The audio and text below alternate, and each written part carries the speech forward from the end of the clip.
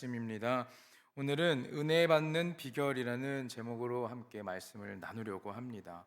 함께 읽었던 본문 말씀에 나타난 기사는 마태복음 20장과 누가복음 18장에서도 기록되어 있습니다. 그런데 이 내용은 조금씩의 차이를 가지고 있습니다. 그러나 분명한 것은 뭐냐면 바디메오라는 맹인이 예수 그리스도를 만남으로써 고침받고 밝은 세계를 보게 되었다라는 것입니다.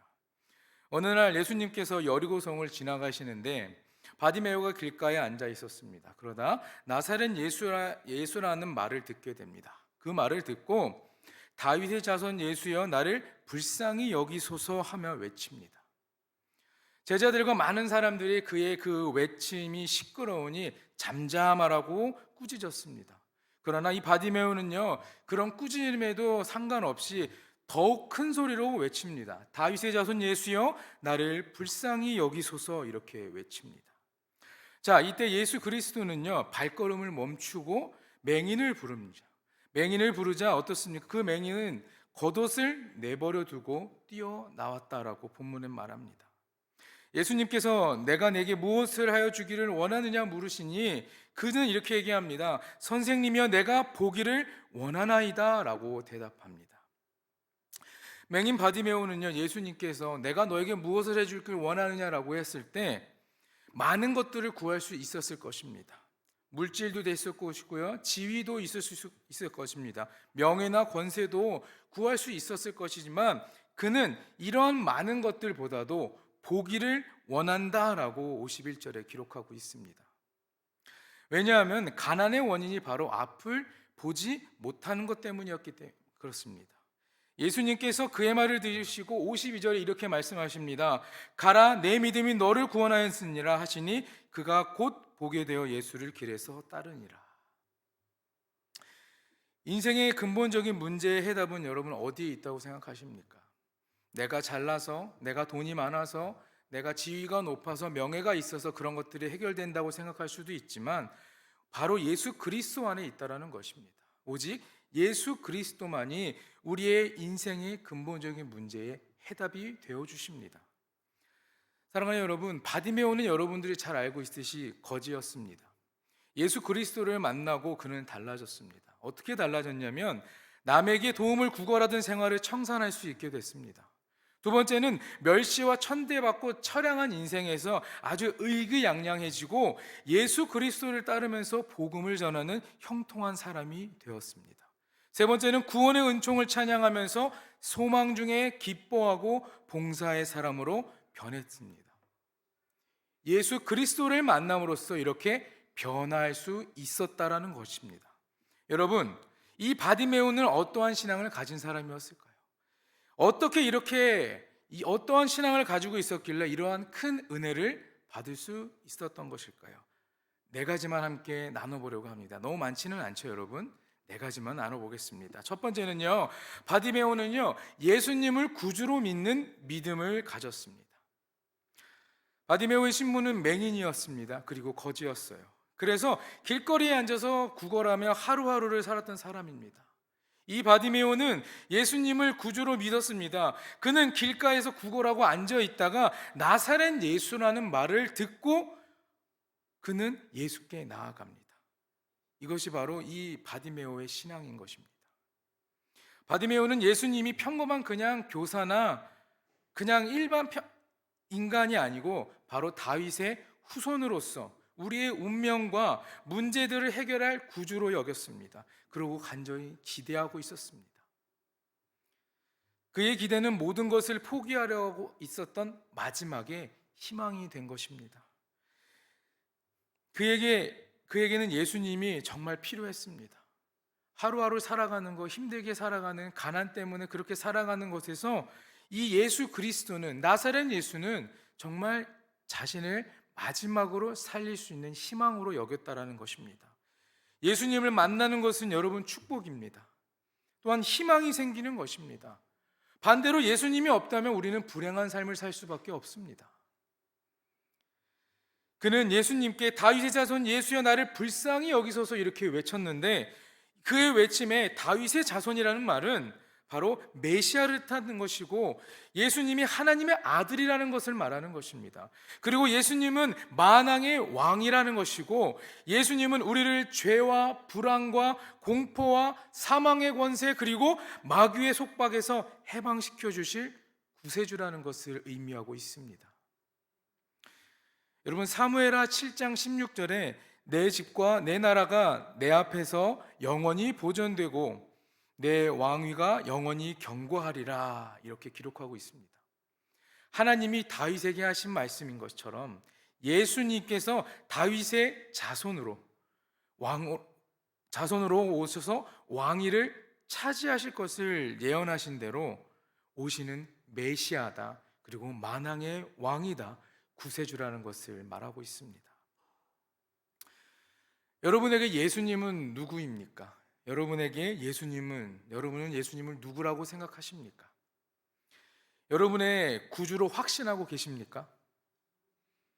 확신하고 계십니까? 아멘. 네. 바디메오는요, 이 예수님에 관한 소문을 듣고 믿게 되었던 겁니다. 그에게 이 소식은요, 희망의 소식, 기쁨의 소식이었습니다. 이것이 바로 복음이라는 것입니다. 로마서 10장에 보면 믿음은 들음에서 나며 들음은 그리스도의 말씀으로 말미암았다라고 기록하고 있습니다. 예수님은 절대 주권을 가지신 분이시고 창조의 근본이시며 만민의 구주이심을 믿으시기를 바랍니다. 사랑하는 여러분, 바디메오는 예수님께서 축복해 주시면은 나는 볼 수 있다라는 믿음을 갖고 있었습니다. 그러기에 예수님께서는 내 믿음이 너를 구원하였다라고 축복하신 것이에요. 여러분도 바디메오와 같은 믿음이 있으신가요? 아멘. 나도 예수님을 만나 영과 육에 병을 고침받고 또한 행복해지는 믿음, 성공하고 승리하며 살 수 있다는 그런 믿음, 그리고 하나님 앞에서 충성하며 영광 돌리며 살겠다는 믿음, 그리고 매사가 잘 될 수 있다라는 그러한 믿음을 가지고 살아가시기를 간절히 부탁드립니다. 우리에게는 언제나 그렇게 되리라는 확신에 찬 믿음이 있어야 합니다. 그리고 의심 없는 믿음이 있어야 합니다. 그 믿음이 이 시간 여러분들을 구원할 줄을 간절히 축복합니다. 두 번째는 바디메오의 신앙은 예수님께 부르짖는 신앙이었습니다. 기독교는요, 사랑의 종교입니다. 또한 생명의 종교이고 부르짖는 종교다라고 말할 수 있어요. 바디메오는 예수님께 이렇게 얘기했다고 합니다. 나를 불쌍히 여기소서 하며 부르짖습니다. 얼마나 크게 외쳤으면 그 안에 있던 무리들이 시끄럽다고 조용하라고 잠잠하라고 얘기했을까요? 꾸짖었을까요? 여러분, 우리가 매주 화요일날 이곳에서 무슨 시간을 갖죠? 화요기도의 시간을 갖습니다. 이 시간이 정말 귀하다라는 것을 여러분들도 참 잘 아실 것이에요. 다른 사람의 눈치 보지 않고 하나님의 이름을 뜨겁게 부르고 나의 문제와 나의 걱정과 근심과 혹은 나의 감사한 모든 것들을 하나님 앞에 드리는 시간이지 않습니까?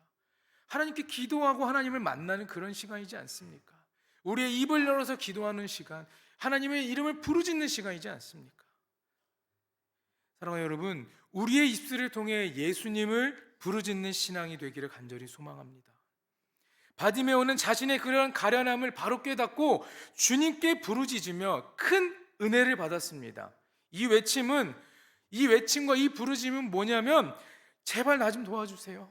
내가 이 가난에서 이 가난이 내가 이렇게 떠날 수 있게 하나님, 내가 볼 수 있게 해주세요. 나를 도와주세요 라는 그런 간절함의 외침이었다라는 말입니다. 시편 50편에 보면 환난 날에 나를 부르라, 내가 너를 건지리니 네가 나를 영화롭게 하리로다. 예레미야 33장에 보면 너는 내게 부르짖으라, 내가 내게 응답하겠고 네가 알지 못하는 크고 은밀한 일을 내게 보이리라 라고 기록하고 있어요. 여러분, 부르짖는 신앙을 가지시기 바랍니다. 어떤 이들은 소리내어 기도하는 것에 불편함을 느끼시는 분들도 있습니다. 하나님이 귀가 먼 것도 아닌데 뭘 그렇게 큰 소리를 내서 기도하냐. 저도 이렇게 찬양 인도하고 통성 기도 저는 크게 하는 건 아니에요, 여러분. 마이크 시스템이 좋기 때문에 크게 들리는 것 뿐이지. 근데 이렇게 통성 기도하는 거에 불편해 하시는 분들도 있고, 크게 주님을 부르는 거에 대해서 불편해 하시는 분들도 덜어 있습니다. 근데 분명히 할 것은 뭐냐면요, 하나님은 멀리 있어도 우리가 앉으나 서나 우리가 어떤 생각을 하는지 다 알고 계신다라는 것입니다. 그러나 부르짖어 간구하지 아니하면요 응답받을 수 없습니다. 내 소원의 성취를 얻을 수 없다라는 것을 여러분들이 기억하시기 바랍니다. 성경을 보면 이렇게 기도의 능력과 응답의 역사들을 많이 기록하고 있는데, 예레미야 18장, 열왕기상 18장에 보면 엘리야의 기도가 나옵니다. 그리고 이사야 38장에 보면 히스기야의 기도의 내용도 나옵니다. 크게 부르짖어 기도할 줄 아는 성도들은요 조용히 기도할 줄도 압니다. 그러나 조용한 기도만 하는 사람은 부르짖어 기도할 줄 모릅니다. 성령의 은혜를 받으면 성령의 탄식으로 소리쳐 기도할 수 있게 되는 것입니다. 여러분, 주님의 이름을 뜨겁게 부르며 목소리 높여 기도하시는 성도님들이 되기를 간절히 소망합니다. 또한 히스기야는 어떻습니까? 곧 죽는다는 얘기를 들었습니다. 낙심하고 절망하고 모든 것을 다 포기할 수밖에 없고, 그런 얘기를 들으면 정말 다 포기하고 싶겠지만, 히스기야는 어떻습니까? 하나님께 간청하고 부르짖어 기도하여서 15년이라는 생명을 더욱 연장받게 됩니다. 하나님은 부르짖어 기도하는 자의 기도에 반드시 응답해 주십니다. 여러분, 성도는 영적으로 육적으로 세워져야 합니다. 그러기 위해서 은혜 받아야 되기 때문에 여러분, 은혜 받기 위해서 예수님의 이름을 누구보다 크게 부르짖는 여러분 되시기를 간절히 부탁드립니다. 성경에는 주님께 구하고 기도할 때 얻게 되는 것에 대한 이야기들이 많이 기록되어 있습니다. 제가 PPT를 준비했는데 마태복음 7장에 보면 구하라 그리하면 너희에게 주실 것이요 찾으라 그리하면 찾아낼 것이요 문을 두드리라 그리하면 너희에게 열릴 것이니, 요한복음 14장에 보면 너희가 내 이름으로 무엇을 구하든지 내가 행하리니 이는 아버지로 하여금 아들로 말미암아 영광을 받으시게 하려 함이라. 야고보서에 보면 너희 중에 누구든지 지혜가 부족하거든 모든 사람에게 후히 주시고 꾸짖지 아니하시는 하나님께 구하라 그리하면 주시리라. 잠언서 말씀을 보면요 이렇습니다. 나를 사랑하는 자들이 나의 사랑을 입으며 나를 간절히 찾는 자가 나를 만날 것이니라. 마지막입니다. 시편 91편의 말씀을 보면 그가 내게 간구하리니 내가 그에게 응답하리라. 그들이 환난 당할 때에 내가 그와 함께하여 그를 건지고 영원롭게 하리라. 사랑하는 성도 여러분, 주님의 이름을 구해 보십시오. 믿음으로 구하시는 여러분 되기를 소망합니다. 주님의 뜻을 따라 또한 성령님의 인도하에 따라 우리가 구하면 응답받게 되는 것입니다. 이것은 거짓이 아닙니다. 정말 하나님의 뜻에 따라서 그 성령이 인도하신 대로 정말 주님께 늘 구하고 주님의 이름을 외치며 기도한다면 하나님은 우리에게 크신 은혜를 허락하실 것입니다. 간청하시며 늘 부르짖으시며 한번 하나님께 한 번쯤은 과감하고 강력하게 기도해 보시는 여러분 되기를 간절히 부탁드립니다. 하나님은 그럼 우리의 기도를 반드시 들어주십니다.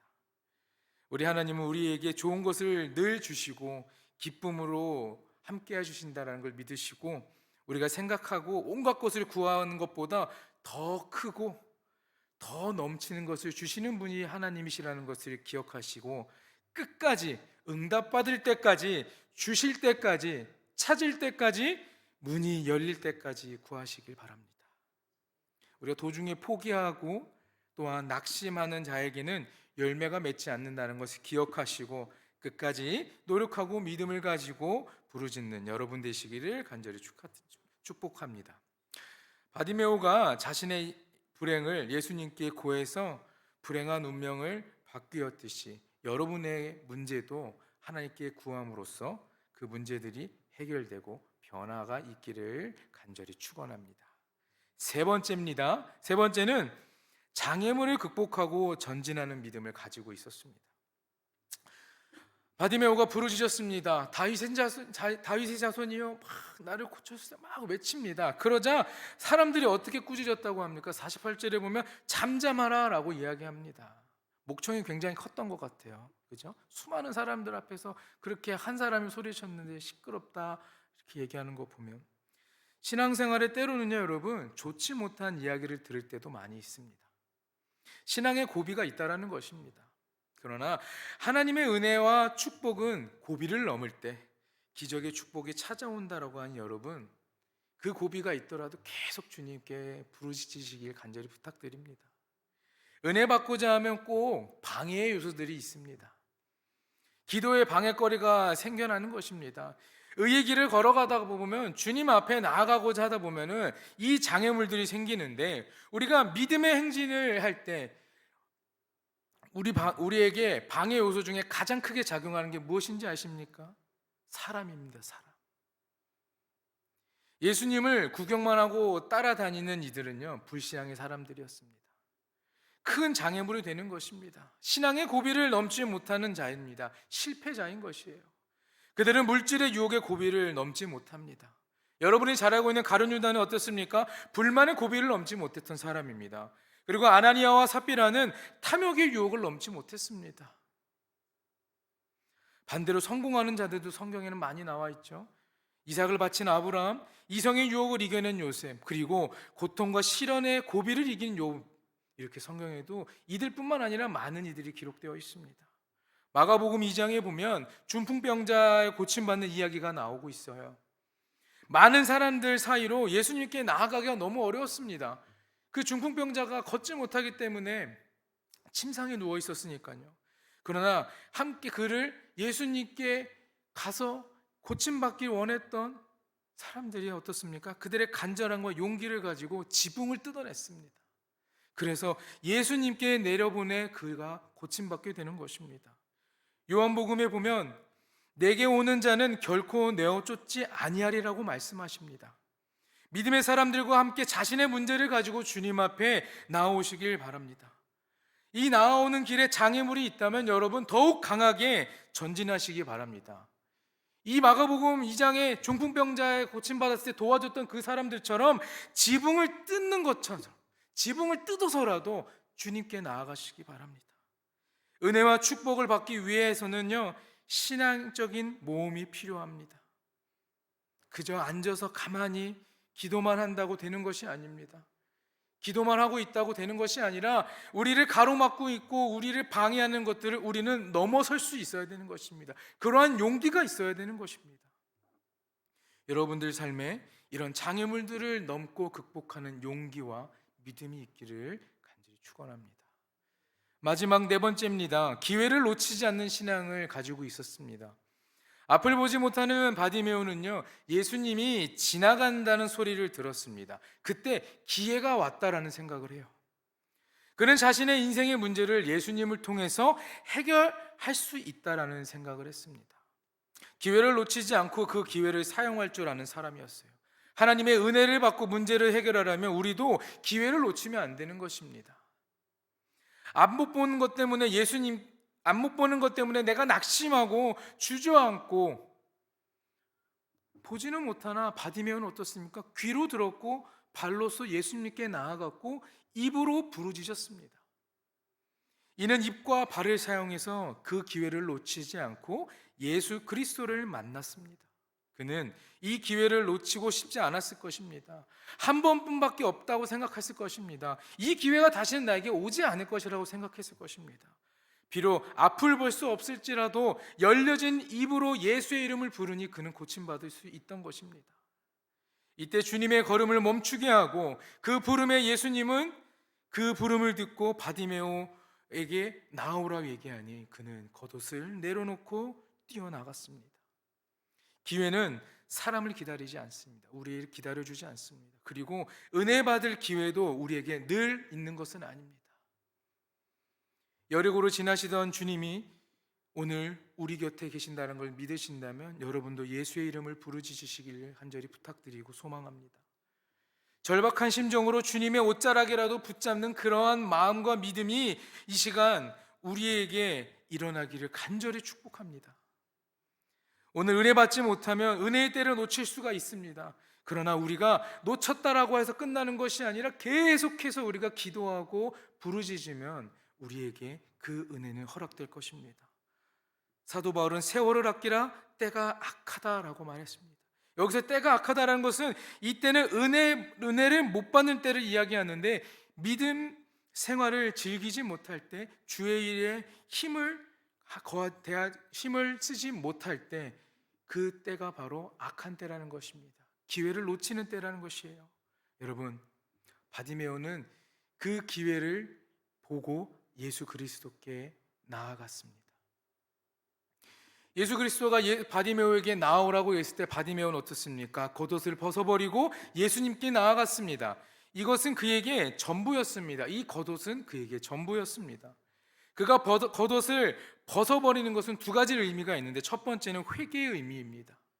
주님께 나아오는 자는 옛사람을 버려버리는 것입니다. 회개는 천국이 들어가는 관문입니다, 여러분. 옛사람 그대로는 은혜를 받지 못하고 축복도 받지 못하고 문제 해결의 능력도 없습니다. 기도를 받지 못하기 때문에 우리는 옛것을 버리고 회개하고 나아가야 되는 것입니다. 두 번째는 믿음의 의미입니다. 예수님의 음성을 듣고 확신을 가졌다라는 것입니다. 바디메오는 여러분, 예수님에 대해서 소문만 들었습니다. 예수를 직접 본 것이 아니라 소문만 듣고 내가 마지막 희망이다라고 생각하고 예수님을 만나게 되면 예수님께 내가 축복받고 고침받을 수 있다라는 믿음이 있던 것입니다. 아직 아무것도 경험하지 않았지만 예수님께서 행하셨던 수많은 기적들과 사역들을 그는 듣고 그러한 믿음을 가졌다라는 것입니다. 주님을 바라보고 희생을 무릅쓰고 나오는 자에게는 큰 은혜가 허락됩니다. 오늘 본문의 바디메오는 예수님께 나아감으로 고침받았습니다. 쉼을 얻게 되었습니다. 무거운 짐을 다 벗어버리고 쉼, 안식을 얻게 된 것입니다. 그는 눈을 떠서 하나님께서 창조하신 아름다운 세상, 이 밝은 세상을 보며 기뻐했습니다. 그러면서 생명의 주인님이신, 또한 영혼의 구주이신 예수님을 따르는 자가 됐습니다. 예수님을 자랑하고 그의 능력을 증거하는 자가 되었습니다. 사랑하는 여러분, 우리도 하나님의 은혜를 받으면 내가 그냥 은혜 받은 것에서 끝나는 것이 아니라 그 은혜를 귀중히 여기고 주님을 쫓으면서 그가 우리에게 보여주신 그 수많은 기적들을 증거하는 삶을 살아야 할 것입니다. 이것이 예수 그리스도의 제자이며 하나님의 자녀의 삶인 것입니다. 예수님께 나아갈 때 믿음을 가지고 죄를 회개하고 끝까지 강력하게 간구할 때 하나님께서는 응답을 주십니다. 물이 포도주로 변하고 귀신 들린 자를 고치시고 문둥병을 깨끗하게 하시고 폭풍을 잔잔케 하시며 수많은 이들을 먹이시고 맹인이 눈을 뜨게 하고 죽은 나사로를 살리셨습니다. 이처럼 성경에 기록된 수많은 사건들, 예수님께서 행하신 사건들이 오늘도 성령님을 통해 우리의 마음속에 감동을 주는 것입니다. 이것을 믿고 주님 앞에 나아가 부르짖는 자에게 하나님께서는 놀랍게 역사해 주십니다. 마음의 병도 치유해 주시고 또한 육체의 병도 다 고쳐 주시고 인간의 허물을 씻어 깨끗게 하시며 말씀과 성령을 통해 역사해 주십니다. 내 믿음이 너를 구원하였다. 바디메오는 주님이 우리에게 은혜를 주시는 분이고 구주임을 믿었습니다.